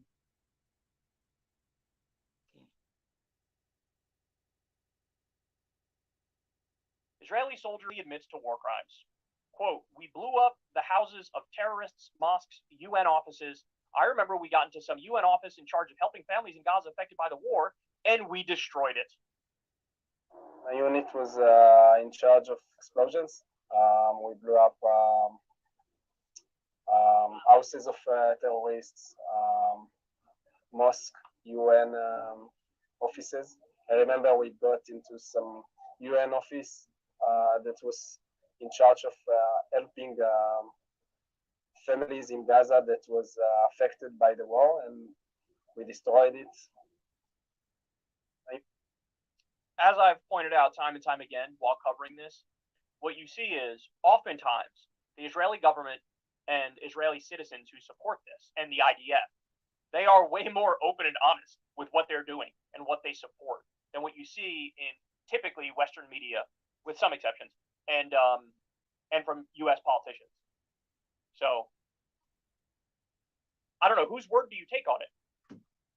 I believe what my eyes show me, what the evidence points to. All right, so now we talked about Alex Jones the other day. Alex Jones came out and said, Israel has lost the high ground. This is not war. It is robotic mass genocide. He basically goes on to say Israel's committing genocide, and this is like kind of obvious at this point.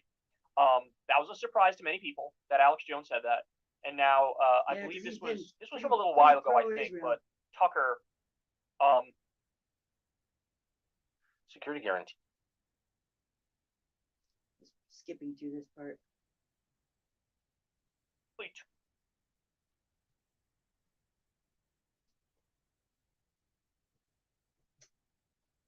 To the top, fawning, adoration, love for Israel. Then you have the other group, which you should be somewhat Talking about skeptical of. right-wing Americans, the two different kinds. And so that's why they oppose Israel. So there are those two schools of thought on the right. If you want to be kind, you can say a third school is just the somewhat non-interventionist, isolationist types who just don't want the U.S.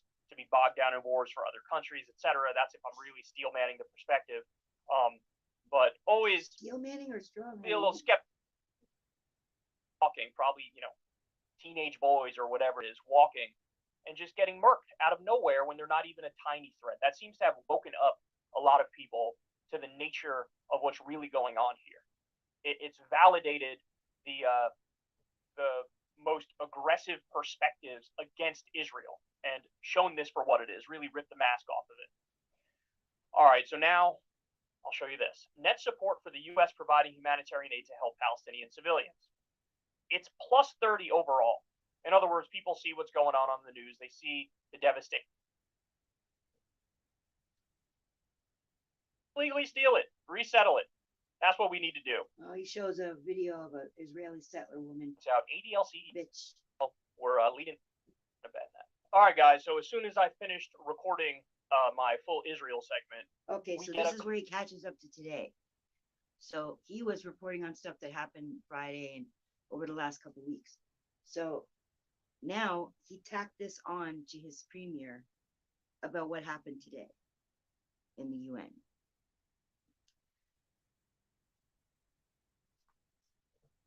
We get a colossal update that I have to share with you. And this, for the first time in a very long time, is potentially phenomenal news. So the UN Security Council, which, by the way, is where the actual decisions are made. It's not the General Assembly, which is more like, virtue signaling bills passed. This is where the actual power rests. The Security Council passed a Gaza ceasefire. The U.S. didn't vote for it, but they abstained, and all the other countries voted in favor of it. So for the first time, that allows it to stand. The U.S. does not block the resolution, and this resolution is apparently not one of the bullshit Weasley ones with the Weasley language. It demands an immediate ceasefire. So we had just discussed the U.S. specific resolution, which was incredibly vague and weaselly and used flowery language and, really was more about we support the process of eventually getting to a ceasefire. This is not that. This is real language here. So Trita Parsi says the following. This was before it passed. The Security Council is scheduled to vote on a new resolution at 10 a.m. today that explicitly demands a ceasefire in Gaza. Here's a short thread analyzing the resolution, which is expected to pass. There were intense negotiations this past weekend over this new ceasefire resolution. It is put forward by 10 countries: Algeria, Guyana, Japan, Malta, Mozambique, Republic of Korea, Sierra Leone, Slovenia, and Switzerland. That is all of the non-permanent members of the Security Council. By Friday of last week, when Russia and China vetoed Biden's draft resolution, the E10 resolution had 3 operative clauses: demanding an immediate ceasefire for the month of Ramadan, demanding the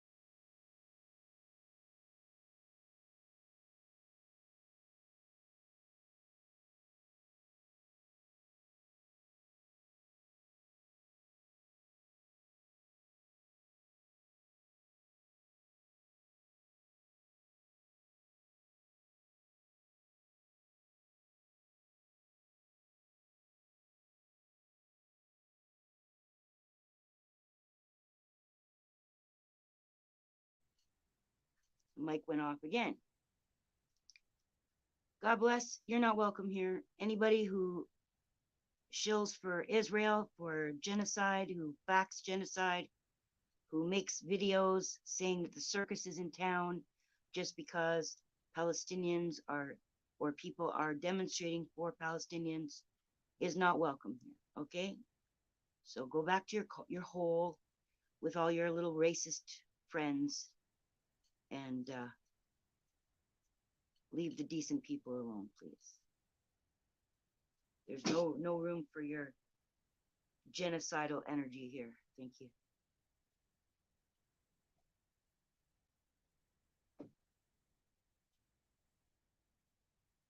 The two demands ceasefire and hostage release into one single operative clause, but without linking the two issues. Here's how the operative clause currently reads. Demands an immediate ceasefire for the month of Ramadan and respected by all parties, leading to a permanent, sustainable ceasefire, and also demands the immediate and unconditional release of all hostages, as well as ensuring humanitarian access to address their medical and other humanitarian needs, and further demands that the parties comply with their obligations under international law in relation to all persons they detain. Secondly, the Biden administration tried to change the language of the resolution to support the diplomatic efforts co-led by the U.S. This is a process that thus far has been unsuccessful, partly because the U.S. has pushed its parameters to meet all Israeli demands. This includes linking a ceasefire with the release of all hostages, including male soldiers. Anyway, this goes on. Guys, this is a big deal. It's a big deal that this passed. Potential downsides. I mean, I guess it's possible Israel just blows it off and doesn't listen to it, right? I guess that's possible. Like they do but the all fact the that time. the U.S. abstains tells me maybe there was some pressure, some leverage that the other countries had that they used with the U.S. to get the U.S. to back off and abstain. That's just speculation, but it's certainly a potential scenario that could have led to where we ended up. So now let me show you this. Note the applause as the UN Security Council as they passed the ceasefire resolution. Here we go. Okay, now, not just note the applause. Note the stance that the American ambassador takes, like her body language. She is not happy. I think that if the Russian amendment had gone through and they had to change the language to permanent ceasefire, the Americans would have vetoed it for the 5th time. But I think that the reason why they didn't want to vote for they abstained from changing the language to permanent ceasefire and keeping the lasting ceasefire is just so that the Americans wouldn't veto it. But the Russian ambassador, he made it clear that it should say permanent.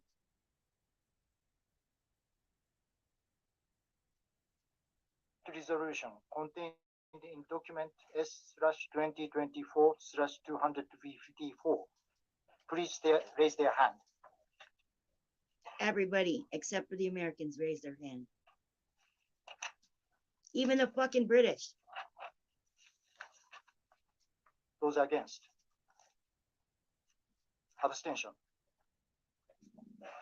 Look at her face. The result of the voting is as follows: 14 votes in favor, 0 vote against, 1 abstention. The draft resolution has been adopted as resolution. They never do that. They never clap. That never happened. They don't. The United Nations Security Council has voted 14-0 to demand immediate ceasefire for Ramadan, leading to lasting, sustainable ceasefire, immediate unconditional release of all hostages. U.S. abstained even after successfully pushing to replace word permanent with lasting. And then this happened in response. And this is how you know it's at least somewhat real. This is how you know. Breaking: Netanyahu cancels the departure of an Israeli delegation for talks at the White House about Rafah after the U.S. Now this is something that Netanyahu threatened because they had a delegation coming from Israel to go to Washington or to the States somewhere, I think Washington. And so now Netanyahu, he threatened the United States that if they didn't vote against this resolution, that they were going to cancel the trip. And Americans didn't vote against it. They abstained. And that pissed Netanyahu off, and he canceled the trip. Big fucking loss, eh? Big fucking baby. So that woman, she's under a great deal of pressure in front of the whole world, the U.S. Ambassador, because according to the Al Jazeera reporter, she doesn't want to veto these things, but she's directed to veto them. So she abstained instead of voting against, which means Biden must have sanctioned that, which means Biden must have said to Netanyahu, fuck you. The U.S. abstains on a Security Council resolution calling for a ceasefire in Gaza and the release of all hostages. If they felt like they could just blow this off completely and continue going with business as usual, then he wouldn't throw this tantrum. And this tantrum shows he's mad at the U.S. That's what this shows. So what's going to happen from here? Yet to be seen, but this is the first time that some real international pressure has been brought to bear on Israel. And my speculation is probably the U.S. behind the scenes, that these 10 countries use whatever leverage they have in order to try to force the hand of the U.S. to agree to this. But this is the best news that we've heard in a while vis-a-vis this. Hey, y'all, do me a favor and like and subscribe. It helps out big time in the algorithm. Click the bell as well for notifications when videos drop. And watch that video on screen right now. You know you want to. So that was Secular Talk. I'll put the link to this video in there. This was amazing news. Now, it's not news from Israel saying that they're going to stop their bloodshed, but it is news from the UN.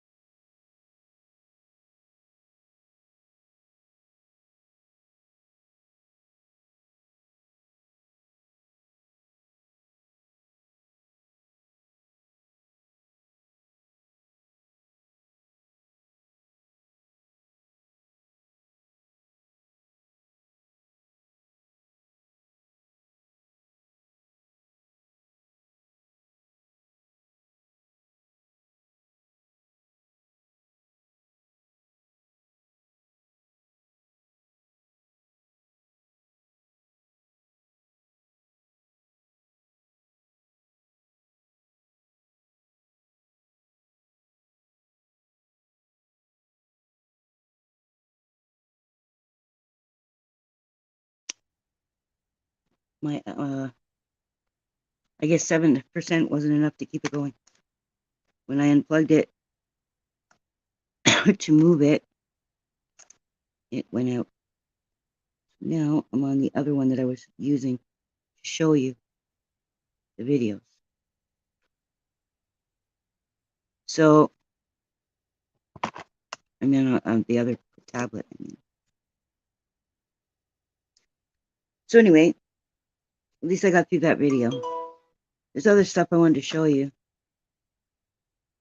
but I'm going to have to figure out a better way to do this. Or have more battery lined up when I do.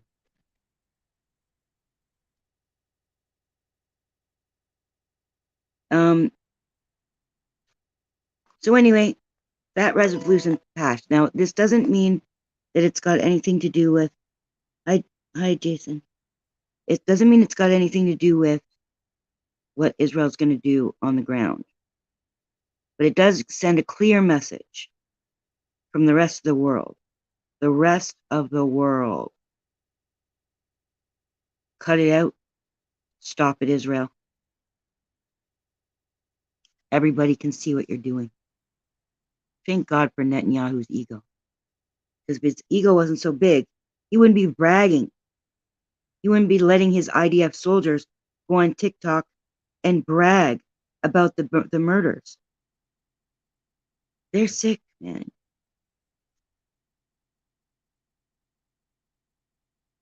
There's this American guy, he's like 21 years old. He is Palestinian.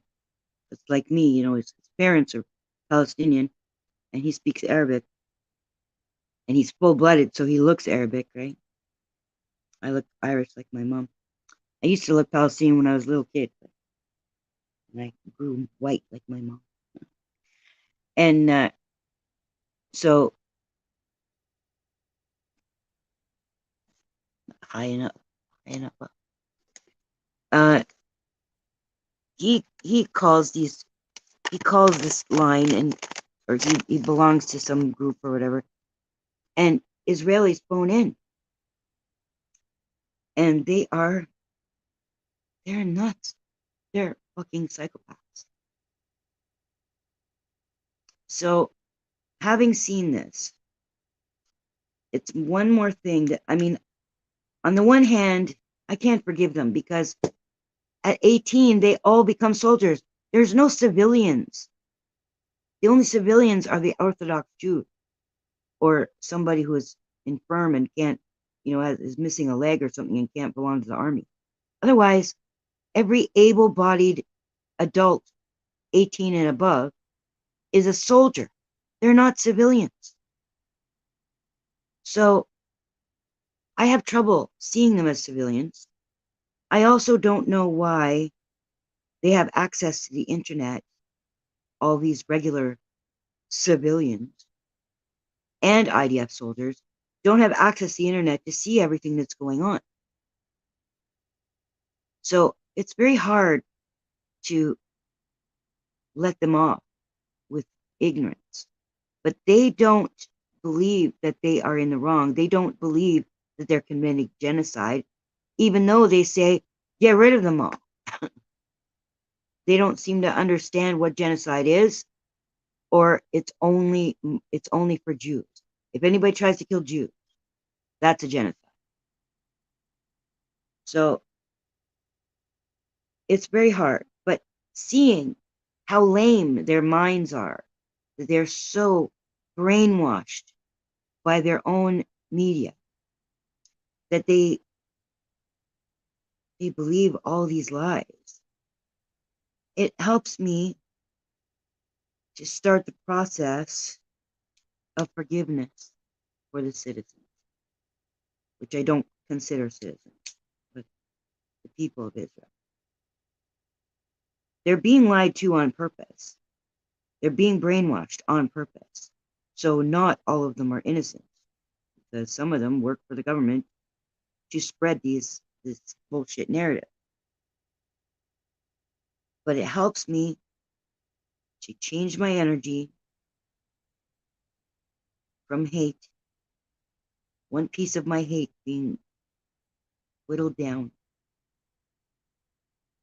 so that I can show forgiveness one day when they are held to task. Because just like the Germans had to spend decades paying reparations to Jews for what happened in World War II, the Israelis are going to be paying for many, many years, and hopefully the Americans too, paying for many, many years. once they get found guilty in the International Court of Justice. They are headed. They are headed there. It takes a long time for things to happen, but they're headed there. There was no International Court of Justice until after World War II, but they held Nuremberg trials there, and all kinds of Nazis were found guilty. So a lot of people from Israel are going to have to go running to fucking Argentina or Brazil or where the hell it is they run to get away from being jailed. Well, Canada too. We have a Nazi soldier as a Speaker of our House of Commons. Speaker of the House of Commons apparently is a Nazi and isn't in jail. So I suppose we'll have some Israelis here like that too, making their way into politics. The Zionist lobby already controls Canada from a long time ago, same as the United States.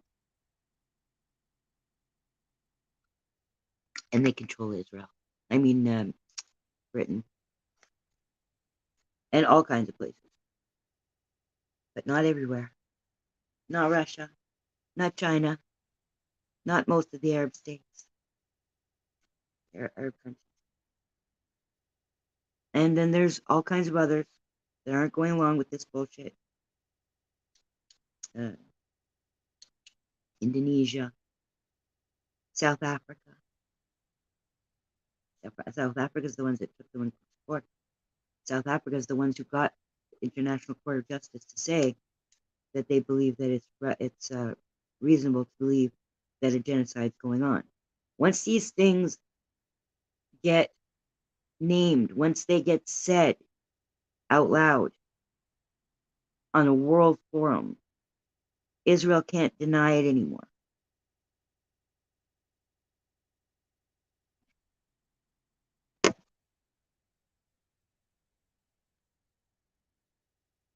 Things that are going on in this world. But I see it for me and my family to remain this way.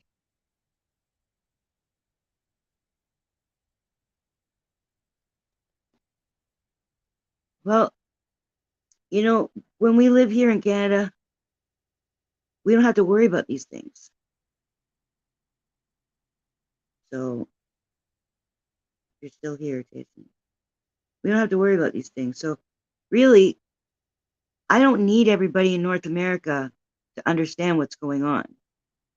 But those who say stupid things about Arabs, about Muslims, about Palestinians should just shut their fucking mouths, really. Because that would just help, you know. If you don't know anything about it, just shut up. Because words are important. Words are important. As we've seen today in the UN, for instance. Just the word between lasting and permanent. The difference between those two words are important. Words are important. So people who are spreading negative energy about Arabs and Palestinians and Muslims, they are part of the problem that brings the genocide. But people who don't know about what's going on and just don't open their fucking yaps about it, it's okay. I totally understand. There's all kinds of other shit that's going on as besides what's going on in Palestine. In Sudan, they're facing an even bigger famine. Now they've got a civil war going on. They don't have the war machine of the United States and Israel against them, but they have a civil war going on. And it's been going on for a long time, and a lot of people are suffering. Millions of people are suffering. There's shit going on in Haiti. I don't understand these things. They're within the country. They're not like a world politics thing. They're within those countries, and there's all different factions and gangs and groups, and I don't understand who's fighting for what. So, but at least I don't open my fucking yap and start talking about shit I don't know about. And at least I don't try to torture people by making racist comments, right? I think Sudan are Arab, but it could be black. I don't know. I don't think they're in Africa. What the fuck do I know? I am not that well versed in the world, but because I'm half Palestinian, that's why I know what's going on there, here, there. That's why I know what's going on, and that's why I know more truth than most people here. Now, it doesn't mean I know all the truth, but I know one thing damn well is that the Palestinians are not in the wrong. So, and this is not a religious war. This is not Muslims versus Jews. It's not about Jews. It's about people who call themselves Jews who moved in from Europe and the United States and think that God was talking to them when he said that they could have the land. Yeah, assuming God did. I mean, that whole thing is just like, you managed to kick out a whole country full of people based on what somebody's book said. Like, incredible. It's like, you can't count that as an historic document. It's historic to those people, but that's not, they can't say God told them that. Nobody on this fucking earth can hold a whole country, steal a whole country based on something they said that God told them. But they weren't, even if that actually happened, even because I do believe that people can talk to spirit. So it's not far-fetched that for somebody to hear God say something to them, what they consider God, the voice of God, would say something to them. I'm not saying that that doesn't happen, but I don't believe at all that even if that did happen, that God would take sides. And when that was said, there was no sides. Palestine was for Arabs and Jews, real Jews, the ones that were from there, the brown ones. But never once was it said that that applies to people from Hungary and Germany and Poland and all these places, in Europe, in Britain, and the United States. Never once. They just want to get in on the action because they say they're Jews. Nowadays, Hollywood has made it so you can, you don't even have to be somebody who's a Jew from Europe. You can just marry into the Jewish faith, and now you're considered Jewish if you take your courses or whatever you have to do. It specifically says it has to be from the bloodline. And those people in Europe and Britain and the United States are not from that bloodline, and definitely not the people from Hollywood. They're not from that bloodline. So they're not promised that land, even if that promise was real. One day, people with a big voice are going to say that.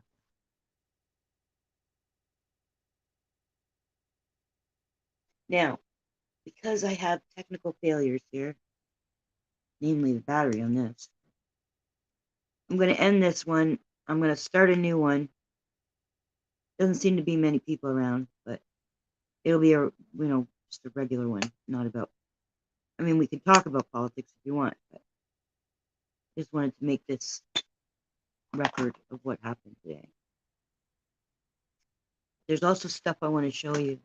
Like there's this Palestinian woman was sitting around the fire with children in Gaza, and she's telling them the history of the place, how everything came about, long before there was an Israel, not this Israel, long before there was this Israel, long before anything. It was like way back to like 30 AD or something. AC, actually, it said AC. I don't know what they mean AD. That's what the caption said. I gotta find a way to be able to share. So I might be able to do it on my phone. I don't know. But my tablets are too old. I guess they won't share screens. So I'm going to shut this one down and start a new one. If anyone wants to talk, I'll put out the address, the link. Thank you to those who came to listen. Thank you to those who support Palestine. Thank you to the ethical journalists on YouTube that you can't find on the TV. Thank you to the ethical journalists on YouTube, the humane, honest journalists who are reporting on this and getting the word out to regular Canadians and Americans and people all over the world, so that people can finally see the truth after all these decades. People are finally seeing the truth. And nothing makes me happier. Nothing makes me happier. It swells my heart to think of all the people who are now knowing the truth. Because all those lying words have created so much destruction. And if people knew the truth from the very beginning, this could have never happened. But Spirit has a way of settling things. Truth comes out. Truth always comes out eventually. I'm so glad it came out in my lifetime. My dad died before he could suffer through the survivor's guilt of what's going on. And he died before he saw so many people wake up. But I'm alive, and I see it, and I'm so grateful. And I'm grateful for the chance to change my hate. I'm doing my best. I'm working on it and working on it. I'm getting somewhere for me to even consider forgiving the largely stupid Israeli public is a step forward. I just keep on going back and forth. It's like going towards forgiveness. And then I get pulled back as soon as I think of something real. Like, they're all fucking soldiers. They're not civilians. I mean, can you imagine growing up in a place where it's okay to say, oh, get rid of them all? I mean, not Americans, but the American government are warmongers. They are a cancer on the earth. I don't say kill them all. They are responsible for almost every bit of fuckery that's going on. Now, Americans, not really. The Zionists who control America are the ones who are. But still, it comes through, it pipes through the American voice.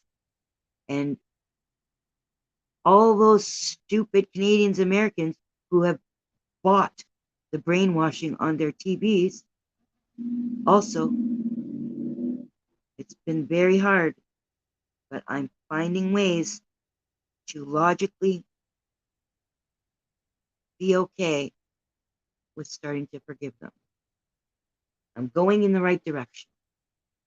It's hard right now while Palestinians are starving, while Palestinians are running for their lives, while babies are getting blown up and having limbs blown off and being blinded and burned by chemicals, suffering all these war crimes all at once, because usually it's just day by day, a little bit here, a little bit there. Now it's just all at once, and it's just really hard right now. But I am working towards it, and if I can even start to work towards it right now, I'm sure that if I live far enough into the future, I will be able to complete the forgiveness process, especially when Palestine gets its own borders and has no more Israelis in it, no settlers, no IDF, no being able to cut off the water or the food, having their own borders with other countries. When those things happen, and they could start happening much quicker than you think. And when Palestine gets a seat at the UN, then things will start to become more normal. Now, I'm not blinded by the fact that things don't work the way we think they work. That, the UN really hasn't got very much power. But they do have that power, they just don't exert it. And now it's very possible that the UN forces will go and stop Israel. It might take a few months, but according to Netanyahu, it's going to go on for a couple of years. So hopefully soon they'll put together UN troops and march into Israel and just fucking stop. Just stop them. I am so looking forward to that. And meanwhile, hopefully they'll listen, but they have to make a ceasefire. And Hamas will definitely release some hostages. They can't release all the hostages, not until the war is over, because they need some leverage. So those 120 human beings, a whole bunch are going to go home. And I take issue with that. Like, it's one thing to release women and children, but in Israel, which is a matriarchal state, there are women soldiers. There are no women soldiers in Hamas. There might be women making them food to eat for their meetings, but basically there are no women in Hamas. But there are plenty of women IDF soldiers, and they are just as guilty as the men. So I don't know why they're releasing female soldiers, Hamas. But they are going to release any kids that are left, which when they say kids, they're probably teenagers, but still kids. And the elderly and whoever else. And they will have been treated good, because that's the reports that people are getting. They're being treated well. So if the reporters can get to them before the Israeli government can get to the hostages, if the reporters can talk to them first as they're released, then we'll find out that they were treated much, much, much better than the Palestinian hostages that Israel's taken. The thousands of Palestinian hostages that Israel has taken from the West Bank. And I guess whoever they can get their hands on from Gaza. But basically, they're stealing people from the West Bank. Same Palestinians, just a different area that's not run by Hamas. They've been stealing those people every day in the hundreds. So they've got thousands of hostages. They never get called hostages because, I don't know, but they're hostages. So those people will be released, hopefully, a lot of them. Hamas wants everybody. They want everybody back, even the guilty ones, the ones who got found guilty of crime, because half the time they're probably not even guilty anyway. But a lot of those Palestinians are in jail, in Israeli jails, and don't have any trial or nothing. They're getting raped, they're getting murdered. So they need to come back home too. So Hamas needs the Israeli hostages, the little piddly amount of Israeli hostages. They need those, whatever ones they're going to keep, the men IDF soldiers. They're going to keep them until it's over, because they need leverage. So a ceasefire doesn't cut it, because once Hamas gives back the hostages, the Israeli hostages, then what leverage do they have after, when Israel starts up the war again? So obviously they can't give back all the hostages, but they're more than willing to give back, because the hostages are going to be suffering too, like the Palestinians. They're going to give the hostages food, and Palestinians don't have any food. Where are they going to get the food from? So they probably do have food stores for themselves, because they get cut off from the public, the Palestinian public, regardless of what the media tells you, that they're using the Palestinians as shields. They're not. They get cut off.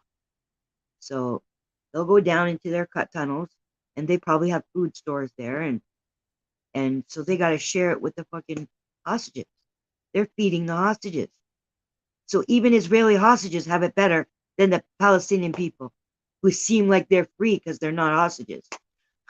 They're not. They're in an Israeli jail called Gaza, and they have no access to food or water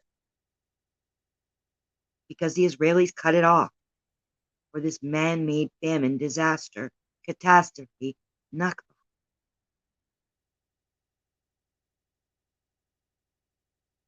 So, anyway, thank you for watching. I'll set up the new one.